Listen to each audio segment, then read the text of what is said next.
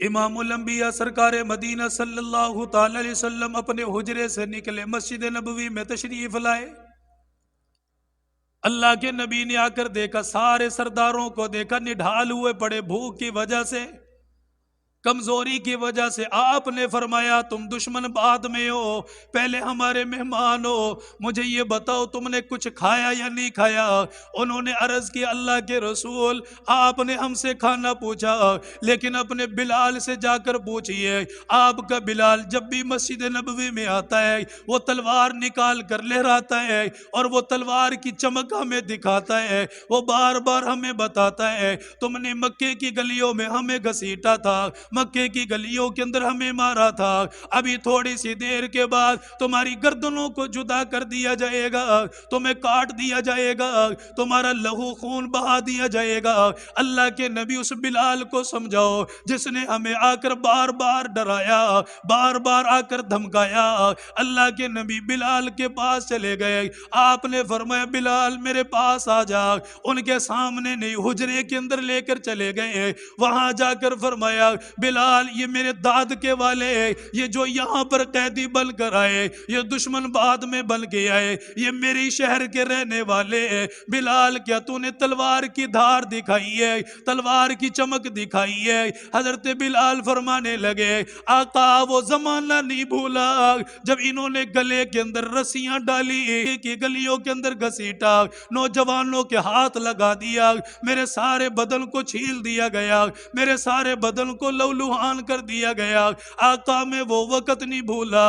اللہ کے نبی نے جب یہ سنا آپ کی بھی آنکھوں میں آنسو آ گئے، آپ بھی رونے لگ گئے۔ فرمایا بلال تجھے اپنا وقت یاد ہے کیا؟ تجھے میرا وقت یاد کوئی نہیں؟ میں بھی تو تمہارا نبی ہوں، مجھے بھی انہی مکے کی گلیوں کے اندر ستایا گیا، مجھے بھی گالیاں دی گئی، مجھے بھی ساحر مجنوں کہا گیا۔ فرمایا ان لوگوں نے میری بچیوں کو طلاق دی، مجھ محمد سے برداشت نہ ہوا، میرے چہرے کے اوپر تماچے مارے گئے، میری بیٹی فاطمہ میرا چہرہ صاف کرتی رہی۔ اللہ کے نبی یہ گفتگو کرتے رہ گئے، روتے رہ گئے، حضرت بلال بھی رونے لگ گئے۔ پھر آپ نے دونوں ہاتھ پھیلائے، یہ چادر مبارک اٹھا لی، فرمایا بلال یہ دونوں ہاتھ میرے پھیلے ہوئے، آج جو مانگنا ہے مجھ سے مانگ لے، ایک طرف تجھے اللہ کا رسول ملے گا، دوسری طرف تجھے بدلہ مل جائے گا، بتا بدلہ لینا ہے یا اللہ کا رسول لینا ہے؟ حضرت بلال رو پڑے، آنکھوں میں آنسو آ گئے۔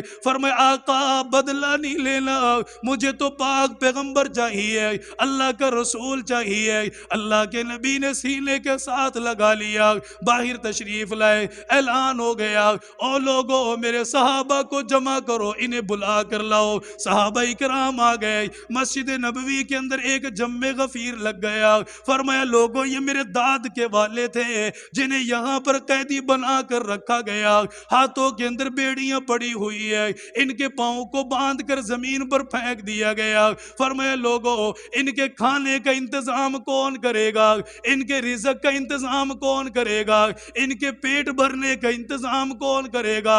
صحابہ کرام کھڑے ہو گئے، انصار بھی کھڑے ہوئے، مہاجر بھی کھڑے ہوئے، ایک ایک کا دامن پکڑا اپنے ساتھ لے کر چلے گئے۔ اللہ کے نبی دیکھتے رہ گئے، ایک سردار بچ گیا، اس نے اپنی نظروں کو اٹھا لیا، فرمایا آقا مجھے لے جانے والا کوئی نہ ملا۔ آپ کے سارے صحابہ چلے گئے، آپ نے دیکھا ایک غریب سا صحابی بیٹھا ہوا ہے، اشارہ کر کے بلا لیا میرے پیارے میرے قریب آ جا۔ صحابی قریب آ گیا، آپ نے فرمایا یہ مہمان تیرے ذمے میں آ گیا، اسے اپنے ساتھ لے کر چلا جا۔ وہ صحابی کوئی ہاں نہیں کی، کوئی نہ نہیں کی، آگے سے کوئی بات نہیں کی، اللہ کے رسول قبول ہے، ساتھ لے کر جانے لگا۔ ایک صحابی دوسرا آ گیا، فرمایا آقا ابھی تھوڑی سی دیر پہلے بتلایا اس کے گھر میں 4 دن ہو گئے چولہا نہیں جلا، جب اس نے خود نہیں کھایا یہ آپ کے مہمان کو کہاں سے کھلائے گا؟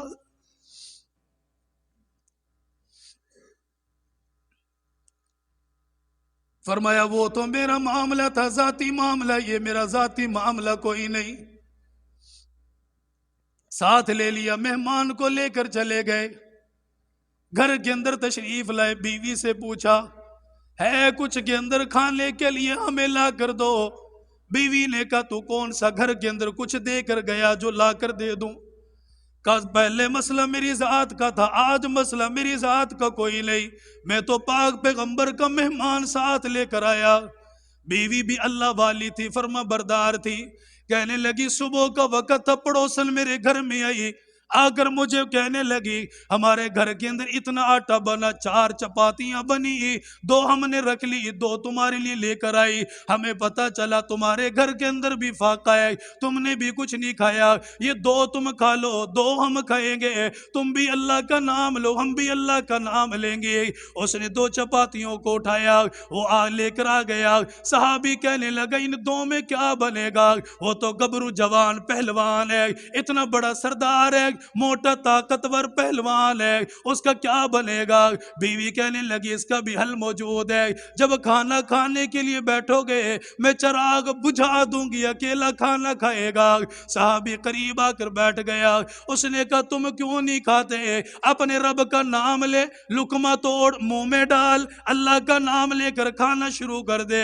साहबी ने लुकमा उठाया, बीवी ने चिराग ऊंचा करने के बहाने से उसे गुल कर दिया, बुझा दिया गया, उसे बिल्कुल बंद कर दिया गया।